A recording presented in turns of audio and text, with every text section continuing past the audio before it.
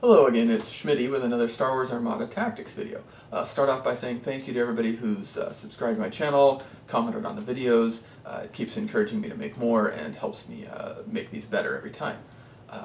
Really exciting time in Armada right now. Wave 7 was released like about a month ago.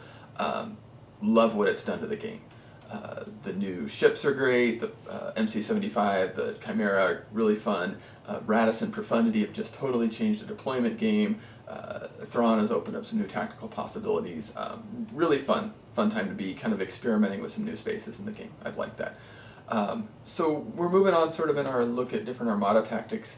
Looked at concepts on outmaneuvering your opponent, how to use gun lines and echelon formations, how to both use an activation advantage to your advantage and also how to play against it.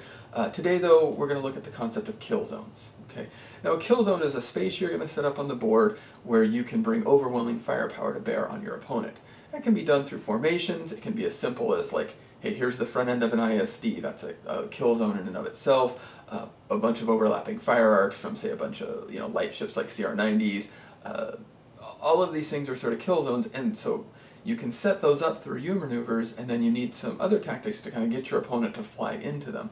And so we'll talk through what a kill zone looks like, some of the tricks you can use to get your opponent to come into them for you, and then how to avoid them also when you see them. Alright, so let's take a look and see what we've got. Okay, well, as I was saying, there are lots of different types of kill zones you can set up in Armada, from just the front end of an ISD, a nice Akbar gun line, those are definitely kill zones, but a cluster of bombers can be part of a kill zone, a bunch of CR-90s with turbo laser reroute circuits with overlapping fire arcs can set up kill zones.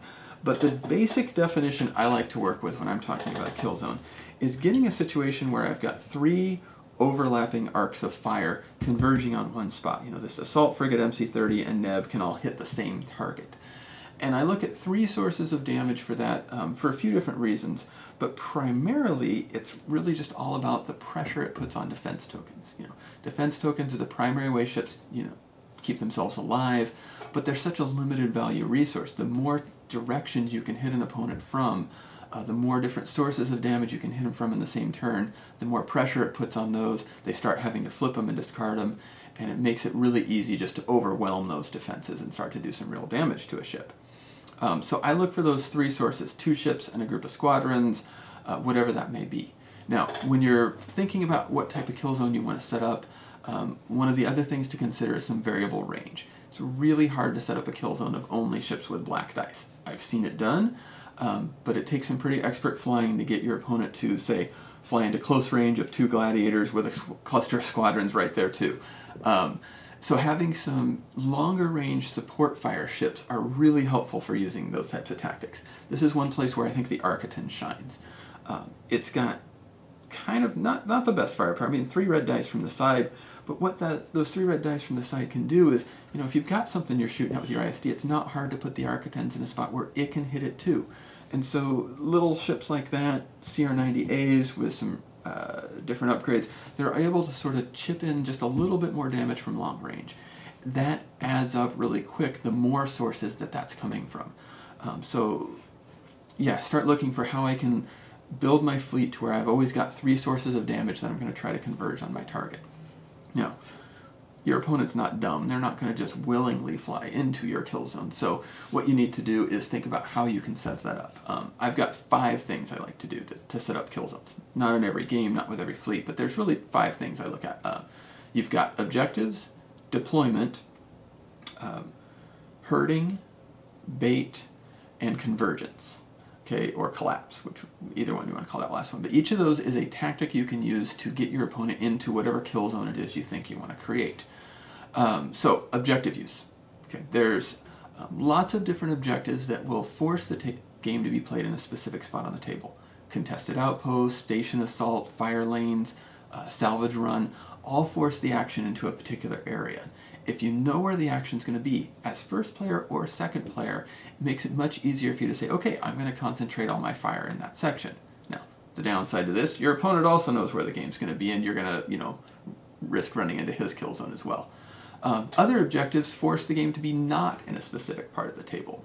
Minefields, targeting beacon, planetary ion cannons, kind of create areas the second player doesn't really want to fly into, plan your kill zones accordingly. Okay, so objective use, excellent first way to go. Second thing to do is deployment, and this is one where when I'm thinking about creating kill zones and with deployment, I kind of deploy in the opposite fashion that I might consider. You know, a lot of people will, if they've got a lot of deployments, they'll save a power piece, demolisher, admonition, and ISD or something for last to try to put it where they think is in the best spot. In this case, I might drop my most powerful piece first, because it's going to start to dictate then where my opponent is going to put the rest of his stuff. He's going to, instead of deploying there, he's going to deploy reacting to where I've dropped this really powerful piece. And then I can kind of, again, force the action in a certain spot, plan my kill zones accordingly. ISDs are great at setting up kill zones.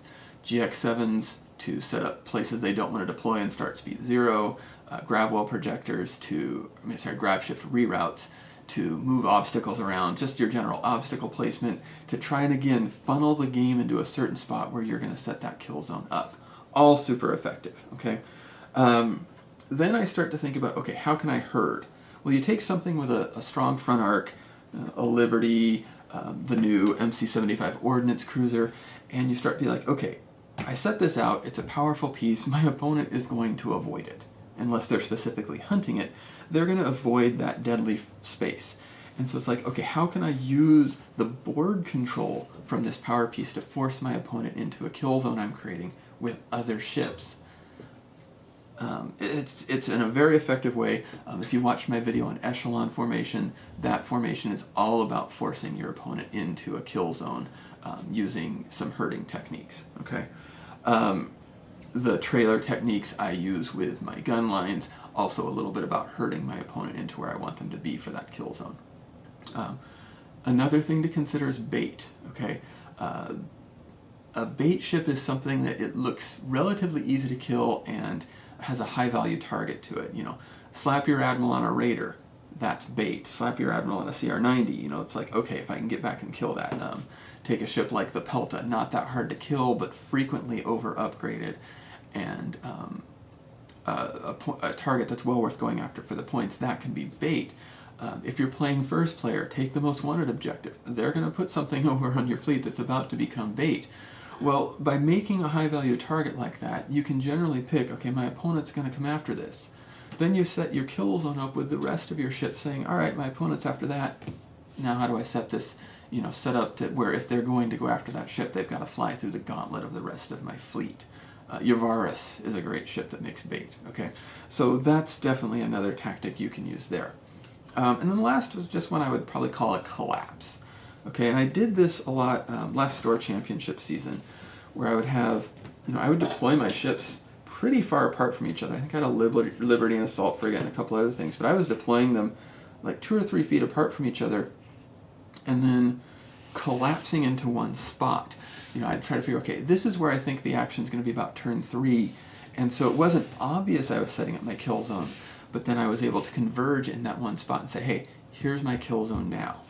I'm going to talk a little bit about that one more in the next video I do, where I'm going to talk about deploying and how to deploy in dispersed formations, how to deploy not in a line abreast, but still get yourself into the position you need to be late turn 2, turn 3 to set up that kill zone you need to carry you through the rest of the game.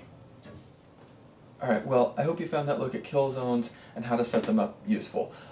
It's a tactic that can work with any fleet, any kind of table situation. But it's more really just a way of thinking about things. You know, how can I converge, get all those 3 different damage sources to hit one target at the same time? It can really help you carry through a lot of games. As I said, my next video, I'm really hoping to look at deployment options and how you can deploy in different ways to get into those kill zone formations that you need to be later in the game. Anyway, let me know what you think, and look for the next video soon, hopefully. Thanks. Bye.